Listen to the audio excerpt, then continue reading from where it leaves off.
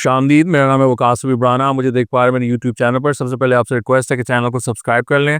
नाज़रीन, बड़ी अहम बात की है हलीमा खान ने। उन्होंने बताया है कि ब्रिटिश फॉरेन सेक्रेटरी वो हैं जिन्होंने इमरान खान को बाहर जाने की ऑफ़र की थी, कब ये ऑफ़र की थी और फिर इमरान खान ने क्या रिस्पॉन्ड किया, उसके बारे में आपको बताएँगे। और इसके अलावा बड़ी एक वो पूरी कैंपेन चल रही है कि इमरान खान इज़राइल के खिलाफ ट्वीट क्यों नहीं कर रहे, उसकी भी डिटेल्स आपके साथ शेयर करेंगे।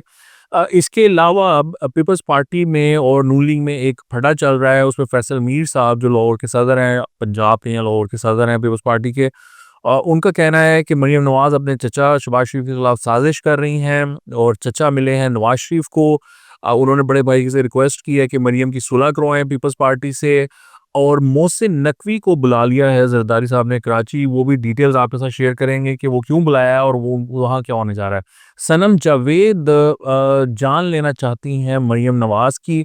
क्यों जान लेना चाहती हैं, उन्होंने क्या कहा, वो भी आपके साथ शेयर करेंगे। इमरान खान ने एक ट्वीट किया था जिसमें उन्होंने कहा कि मुझे बाहर जाने की ऑफर्स कराते रहे हैं, मुझे ऑफर्स होती रही हैं, लेकिन मैं मुल्क को कौम के लिए यहाँ पर मौजूद हूँ।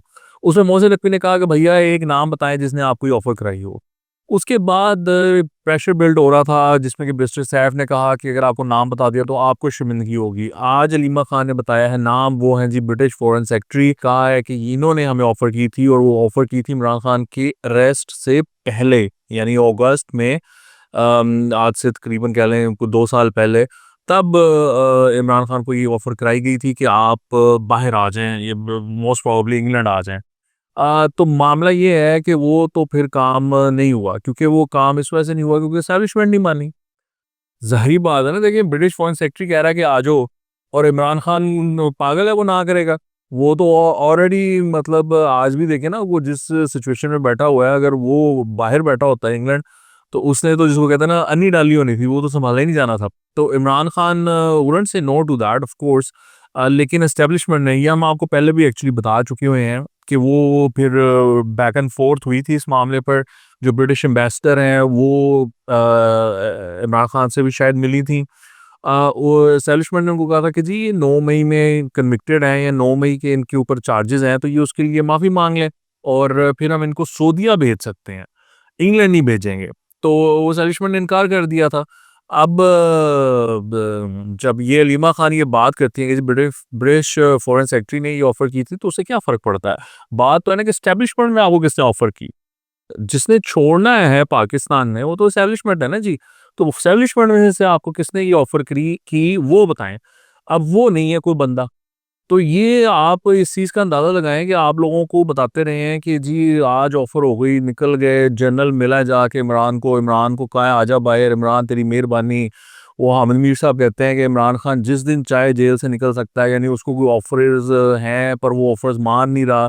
तो आप ये अंदाज़ा लगाएं कि वो ब्रिटिश फॉरेन सेक्रेटरी ने कोई ऑफ़र कराई और वो फिर एस्टेब्लिशमेंट ने ना कर दी, वो फिर मामला आगे नहीं बढ़ा। तो आप ये कहते हैं कि जी इमरान खान को बड़ी ऑफ़र्स हुई हैं। कहाँ हैं वो ऑफ़र्स? कहाँ है एस्टेब्लिशमेंट की तरफ से? कहाँ है गवर्नमेंट की तरफ से? मोहसिन नकवी ने कोई ऑफ़र ही करा दी हो यार, कोई मतलब मेजर कर्नल ने ऑफ़र करा दी हो, कोई इमरान खान को ऑफ़र कराने को तैयार नहीं है। अब तो वो इमरान खान पे बात करने को तैयार नहीं है। They are not interested in Imran Khan. वो इमरान खान का बंदोबस्त कर चुके हुए हैं अपनी तरफ से। वो they don't care about Imran Khan anymore. तो ये बस हाँ, ऐसे ही लोगों को कहानियाँ सुनाते हैं कि जी ये हो गया तो वो हो गया। हमने ये इमरान खान बड़ा कमाल लीडर है, इमरान खान को बड़ी ऑफ़र्स हो रही हैं और इमरान खान ने तो ये कर दिया, वो कर दिया। अब ये मैं वो देख रहा था, जुएद चौधरी साहब ने अपने शो में एक बात की है, जाते-जाते शो के एंड पे उन्होंने कहा कि इज़राइल के साथ 2 मौक़ों पर मुज़ाकरात हुए हैं, एक परवेज़ मुशर्रफ के अंडर और एक इमरान खान के दौर में। तो ये तो हाल है इन लोगों का, और ये बातें इनसे जितनी मर्ज़ी करा लें। वो हाफ़िज़ नईम ने वो जलसे में कहा है कि भैया ये आप डाला से बैठकर हर चीज़ पे ट्वीट करते हो, तो इज़राइल के खिलाफ क्यों नहीं ट्वीट करते? उसने गाज़ा में क्या कुछ कर दिया है, उसने कतर पे हमला किया, उसने ईरान पे हमला किया, वो पाकिस्तान को धमकियाँ देता है। आप ट्वीट क्यों नहीं करते उनके खिलाफ? तो वहाँ से ट्वीट नहीं आ सकती डाला से। तो वो इमरान खान क्यों ट्वीट करेगा? देखिए ना, उसके जो ससुराल हैं वो सारे प्रो इज़राइल हैं, वो सारे ज्यूज़ हैं, और वो लोग इस टाइम इमरान खान को हेल्प कर रहे हैं, मैसिवली हेल्प कर रहे हैं। जो उनका जो असर है वॉशिंगटन में, वो उसको यूज़ कर रहे हैं। जो बच्चे गए थे जमाइमा के, वो यही करने गए थे, उन्हीं लोगों को मिले हैं जिनका कि गोल्डस्मिथ फैमिली के साथ ताल्लुक है, और वो फिर उन्होंने यूज़ करके अपने बाप से 1.5 घंटा बात भी की थी। तो वो मतलब वो यूज़ कर रहे थे, why would Imran Khan speak against Israel? तो वो ये काम नहीं करने लगा। अच्छा, एक वो साहब हैं सुलेमान शाह राशदी, ये इन्फॉर्मेशन मिनिस्ट्री में होते थे, इन्होंने इस्तीफ़ा दे दिया था कि जी इमरान खान के साथ ये हो गया, वो हो गया, ज़ुल्म है और बड़ा सिस्टम ख़राब है, तो मैं तो अब छोड़ रहा हूँ और मैं इमरान खान का सिपाही और मैं पता नहीं क्या-क्या करूँगा। तो अब वक़्त ये आया है कि वो साहब भी इमरान खान के खिलाफ हो गए हैं। वो कहते हैं ये एस्टेब्लिशमेंट के इंतज़ार में बैठा हुआ है। ये एस्टेब्लिशमेंट के साथ काम करना चाहता है। ये कोई एंटी एस्टेब्लिशमेंट नहीं है, इसको कोई शौक नहीं है एंटी एस्टेब्लिशमेंट बनने का। वो तो मतलब प्रेडिक्शंस कर रहे हैं बड़ी-बड़ी। वो कह रहे हैं ये दोनों मियाँ-बीवी बड़े अच्छे जेल में मुंतकिल हो जाएँगे, ये सुकून की ज़िंदगी गुज़ारेंगे और बाकी जो इनके मामलात हैं ये सॉफ्ट होते जाएँगे, एस्टेब्लिशमेंट के खिलाफ इनके बयानात वगैरह, वगैरह, वगैरह। तो वो अब पीटीआई वाले उसको पड़े हुए हैं, क्योंकि उसको हीरो बनाया हुआ था। अब वो जब ये बात कर रहा है तो वो पीटीआई वालों को समझ नहीं आ रही, तो वो उसको अब अकल आ गई है, तो वो अब अकल आ गई है तो वो इस तरह की बातें कर रहा है। तो उसने कहा कि कोई भी बाशऊर शख्स ये समझ सकता है कि क्या हो रहा है, इमरान खान क्या कर रहा है, वो क्या गेम डाल रहा है। He is he is always been pro establishment. तो मैंने उनको कहा कि भाई बाशऊर शख्स इमरान खान के पीछे अपनी नौकरी से इस्तीफ़ा नहीं देता। अल्लाह बेहतर जानता है कि इमरान खान के पीछे थी या कोई और मकसद था या और कोई वजह थी। बहरहाल वो उसने अपनी गवर्नमेंट जॉब छोड़ी और अब वो इमरान खान को ही पड़ गया। तो ये तो सूरत हाल चल रही है जी। अच्छा जी, अब मरियम और जो ये मामला है ये बड़ा इंटरेस्टिंग हो गया है। इंटरेस्टिंग इस वजह से कि जो पीपल्स पार्टी के रहनुमा हैं फैसल मीर साहब, उन्होंने एक ट्वीट किया। उन्होंने कहा कि मरियम नवाज़ साजिश कर रही हैं अपने चचा शहबाज शरीफ के खिलाफ और वो साजिश का मकसद ये है कि वो शहबाज शरीफ की हुकूमत ख़त्म करना चाहती हैं फेडरल में, क्योंकि उनको सपोर्ट है पीपल्स पार्टी की। तो वो उनका ये कहना है कि वो हमारे साथ जो पंगा ले रही हैं या हमें जो गुस्सा दिला रही हैं वो इस वजह से है ताकि हम शहबाज शरीफ की गवर्नमेंट छोड़ दें और शहबाज शरीफ की गवर्नमेंट गिर जाए और फिर उनके जो वालिद साहब हैं यानी कि नवाज शरीफ वो अपनी गवर्नमेंट बना लें। तो भाई वो आपके सपोर्ट के बगैर तो फिर भी गवर्नमेंट नहीं बनेगी। तो वो आप क्यों टेंशन लेते हैं, रिलैक्स रहें। आप जब आपका दिल करेगा आप गवर्नमेंट गिरा देंगे और आप जब दिल करेगा गवर्नमेंट बना देंगे। मैं आपको एक चैलेंज करता हूँ, आप ये गवर्नमेंट गिराए, गुस्सा कर जाएं आप। वो कहते हैं ना, वो बाजू पकड़ा होता है ना, वो बाजू पकड़ा के किसी को कह रहे हो छोड़ दे मुझे, तो आपको आपको छोड़ते हैं। फैसल मीर साहब, आप ज़रदारी साहब को कहें, बिलावल साहब को कहें कि गुस्सा कर जाएँ और ये इनकी ना सपोर्ट छोड़ दें। ये गिराएँ आप गवर्नमेंट फेडरल में गिरा सकते हैं तो। भाई आप नहीं गिरा सकते। आप गिराना भी चाहें तो आप नहीं गिरा सकते। ये जो सारी बसात बिछी हुई है ना, ये आपके इस काम के लिए नहीं है कि आप इस तरह की हरकतें करते फिरें। तो आप कुछ भी नहीं कर सकते इस फेडरल गवर्नमेंट का। वो मरीम नवाज़ को भी पता है, इसीलिए वो आपके ऊपर चढ़ी हुई है। वो कहती है कर लो जो करना, मैं देख लेनी है। तो इसमें लेकिन ये हुआ है कि शहबाज शरीफ साहब मिले नवाज शरीफ साहब को और उन्होंने उनसे रिक्वेस्ट की कि भाईजान वो मेहरबानी करें, पीपल्स पार्टी के साथ ये सारा कुछ कर रही हैं मरियम नवाज़, तो ये अच्छी बात नहीं है। वो हमारी इत्तेहादी है, वो Peoples Party as a party वो हमारे साथ चल रही है फेडरल में, उसने हमें वोट दिया हुआ है, तो इस तरह तल्ख़ी नहीं होनी चाहिए, सुलह कर लें। आप मरियम को कहें कि वो सुलह कर लें और जो नहरी मामलात हैं और जो सलाह के मामलात हैं उस पे बैठ के अपने कोई मामला तय कर लें पीपल्स पार्टी के साथ। तो नवाज शरीफ ने सुन ली है उनकी बात, लेकिन नवाज शरीफ ने उस पे कोई अपना कंसेंट या उनको कोई एश्योरेंस नहीं दी है।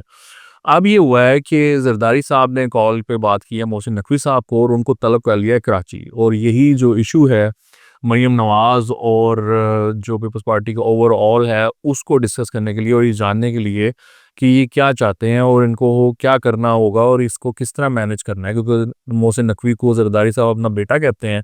तो बेटे को अब उन्होंने बुला लिया है और उन्होंने कहा है कि बेटा साहब आप आएँ और हम ये डिस्कस करते हैं कि ये मरियम नवाज़ को किस तरह हैंडल करना है, क्योंकि ज़ाहिर बात है Mohsin Naqvi is very close to establishment as well. तो वो मोहसिन नकवी से पूछेंगे कि एस्टेब्लिशमेंट क्या सोचती है इसके बारे में। तो मोहसिन नकवी साहब बताएँगे उनको, कहेंगे जी दे लव मरियम, वो तो बड़ा मरियम को एप्रिशिएट करते हैं और उनको तो कोई मसला नहीं है मरियम से। फिर ज़रदारी साहब कहेंगे तो फिर की करिए? आई मीन ऐसे तो नहीं कहेंगे वो, आई एम श्योर ज़रदारी साहब wouldn't speak in Punjabi, but वो फिर मशवरा करेंगे मोहसिन नकवी से कि भैया फिर क्या करें? अगर एस्टेब्लिशमेंट उनसे नहीं मिलती तो वो फिर ये कहेंगे कि ज़रदारी साहब को सुलह ही करनी पड़ेगी इवेंचुअली। तो वो फिर अपने लोगों को रोकेंगे बयानात देने से, उधर से नवाज शरीफ साहब रोकेंगे और फिर ये मामला आया गया हो जाएगा। ना मरीम ने माफ़ी मांगनी है और ना ही कोई इस पे जो कहते हैं ना कोई बड़ा ही कोई कंक्लूसिव सा एंड वो नहीं होना, ये बस बात आई गई हो जाएगी। तो ये आई गई बात होने जा रही है। अच्छा, मिफ्ता इस्माइल ने बड़ा इंटरेस्टिंग ट्वीट किया, उन्होंने कहा जी ना सिंध में मुस्लिम लीग नून का कोई वोट है, ना पंजाब में पीपल्स पार्टी का, और दोनों ही पार्टियां 3 साल से मिलकर वफाक में हुकूमत कर रही हैं। एक पार्टी का सदर है, दूसरी का वजीर आजम। इनकी आपस में कोई लड़ाई नहीं है, ये सिर्फ दिखावे का तनाज़ा यानी नूरा कुश्ती है, जिसके तहत मुस्लिम लीग नून पंजाब में अपने वोटर को ये दिखाना चाह रही है कि वो पंजाब के मफाद का तहफ़्फ़ुज़ कर रही है, और इसी तरह सिंध के वोटर को पीपल्स पार्टी दिखाना चाह रही है कि वो सिंध के मफाद का तहफ़्फ़ुज़ कर रही है। ये सिर्फ नूरा कुश्ती है। अच्छा, I don't agree with this. So देखिए, पीपल्स पार्टी कोशिश कर रही थी पंजाब में उसको मिल जाए, वो फेडरल में उनको बड़ा मज़ा आया है। फेडरल में है Shahbaz sahab says yes to everything, whatever they want, वो कहते हैं बिस्मिल्लाह, कोई मसला नहीं, कर लेंगे, हो जाएगा। तो उन्होंने सब कुछ दिया। उसी चक्कर में ना उन्होंने पंजाब में भी बड़ी एक्सपेक्टेशंस लगा ली थी पीपल्स पार्टी ने कि हमें पंजाब में भी मिल जाएगा। इनफैक्ट दे वांटेड वज़ारतें एज़ वेल इन पंजाब, लेकिन वो उससे ज़्यादा ये चाहते थे कि एटलीस्ट जो मैनेजमेंट है ना, एडमिनिस्ट्रेशन है, उसमें उनका कोई रोल हो। कमेटीज़ के सदर बन जाएँ, जो डीपीओज़ लगाने हैं, एसएचओज़ लगाने हैं, एसपीज़ लगाने हैं, ये वो ना सारा कुछ मामला। वो मरियम नवाज़ उस पर भी नहीं मानी। तो वो उनको बड़ा बड़ा जिसको कहते हैं ना, बड़ा गुस्सा है मरियम नवाज़ पर कि ये मानती नहीं है। और वो उस टाइम एस्टेब्लिशमेंट ज़ाहिर बात है बहुत स्ट्रांगली खड़ी थी मरियम नवाज़ के पीछे, तो वो फिर ये कुछ कर नहीं सके। अब भी उनको ये रियलाइज़ होगा मोहसिन नकवी से मिलने के बाद कि एस्टेब्लिशमेंट तो खड़ी है मरियम नवाज़ के साथ, तो वो फिर भी उनको रियलाइज़ हो जाना कि अब भी हम कुछ नहीं कर सकते, तो वो मामला फिर ठंडा पड़ जाएगा। लेकिन ये मैं मिफ्ता इस्माइल साहब की बात से एग्री नहीं करता कि जी कोई मसला नहीं है, ये सारी नूरा कुश्ती है, मसले होते हैं, कोशिश की जाती है, लेकिन वो आगे नहीं बढ़ पाता। अच्छा जी, सनम जावेद ने एक अजीबो-गरीब बात की है, वो उन्होंने कहा है, उनका एक ऑडियो चल रहा है, आई डोंट नो वो उन्होंने स्पेस में बात की है या ट्विटर की स्पेस में बात की है या वैसे कोई उनका ऑडियो लीक हो गया, जिसमें वो कह रही हैं कि अगर मुझे वो एक खून माफ़ होता तो मैं मरियम नवाज़ को चलता करती इस दुनिया से।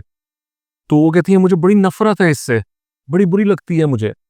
तो ये सनम जावेद जैसे जो लोग हैं ना, देखें द प्रॉब्लम है इसके पीटीआई ने, अगर आप जिसको कहते हैं ना आप लफंटर हो ना, जिस तरह वो मंसूर अली खान साहब कहते हैं ना हमारे भाई कि ये लोंडे लपाड़े, तो वो ये जो लोंडे लपाड़े टाइप है ना, ये लफंटर ज़हनियत है ना, जो मतलब थड़े की जो गुफ्तगू करने वाला लफंटर, कनटुटा, इस तरह का बंदा पीटीआई में बड़ा कामयाब होता है। वो अगर इस तरह की तबीयत रखता है ना, तो पीटीआई में उसको बड़ी ना पजीराई मिलती है। अब वो मसला ये होता है कि ये बहुत जल्दी जो पार्टी के रैंक्स हैं उनमें ऊपर आ जाते हैं, यानी इनकी तरबियत नहीं हो पाती, एक सियासी तरबियत होती है, you know you go through certain exercises, certain meetings, certain you put in a lot of effort कि जी मैं जलसा करा रहा हूँ, उसमें काम कर रहा हूँ, कोई कैंपेन आ गई उसमें काम कर रहा हूँ, कोई इलेक्शन आ गया उसमें काम कर रहा हूँ, वो करते करते करते आप ऊपर आते हो ना पार्टियों में, बाकी पार्टियों में। ये पीटीआई में ही होता है कि आप गाली देते हो ना, चलो आ जाओ, तो वो गालियाँ देते देते ही ऊपर आ जाते हैं, और फिर सनम जावेद जैसे शगुफे जो हैं वो पैदा होते हैं, और वो इस तरह की गंदी और फजूल बातें करते हैं जिनकी सियासी तरबियत ही नहीं है, जिनको ये नहीं पता कि सियासत चीज़ क्या है, सियासत की कैसे जाती है, सियासत का मकसद क्या होता है, सियासत में जो सामने वाला है, ओपोजिशन है, वो क्या होती है, उसके साथ डील कैसे किया जाता है, ये उठना बैठना कैसा होता है सियासत का। ये लफंटर लोग हैं, और ये लोग अपने आप को समझते हैं कि हमको बड़ी तोपें हैं, हमने को रेवोल्यूशनाइज कर दी है पाकिस्तानी सोसाइटी को, हम बड़े को एंटी एस्टेब्लिशमेंट हैं। ये टगे के एंटी एस्टेब्लिशमेंट नहीं है, यकीन करें कि इनको पता ही नहीं है एंटी एस्टेब्लिशमेंट होना क्या होता है। यानी एंटी एस्टेब्लिशमेंट होने का मतलब वो है कि जिनको ये लोग गालियां देते हैं ना, वो लोग एंटी एस्टेब्लिशमेंट है। जिन लोगों ने एंटी एस्टेब्लिशमेंट होकर पूरी जिंदगी एंटी एस्टेब्लिशमेंट होकर एस्टेब्लिशमेंट को पीछे धकेला है, वो एंटी एस्टेब्लिशमेंट है। इमरान खान तो आज देखें, उसको जप्फी डाल ले, एस्टेब्लिशमेंट प्यार कर दे तो वो तो भागा भागा जाएगा जप्फी डालने का, और अपने वर्कर्स को कहेगा कि इज्जत करो इस आसिम मुनीर की, इज्जत करो इस डीजीआईएसआई की, इज्जत करो इस डीजीआईएसपीआर की। इनसे अच्छा तो आदमी कोई नहीं है। अगर उसको वो मिल जाए जो वो चाहता है, यानी वजारत उज़्मा उसको मिल जाए, तो फिर ये बेचारे ये जो इस तरह के फिर रहे हैं, जो कहते हैं हम मार देंगे इनको, ये कर देंगे, इनकी क्या औकात रह जाएगी या इनकी क्या स्टैंडिंग रह जाएगी, फिर ये क्या करेंगे? तो बहरहाल जी, ये बड़ी अनफॉर्चुनेट सिचुएशन है, होना नहीं चाहिए। लेकिन ये ऐसे ही होता है फिर अगर आपकी तरबियत ना सही हुई हो तो फिर इस तरह के मामलात ही होते हैं। बहरहाल जी आप ज़रूर चैनल को सब्सक्राइब करिए और बेल आइकन को दबाइए ताकि जब भी नई वीडियो लगे वो आपको आपके मोबाइल पे उसका नोटिफ़िकेशन मिले और आप टैप करके फ़ौरन मेरी वीडियो देख सकें। आपके देखने का बहुत शुक्रिया। खुदा हाफ़िज़।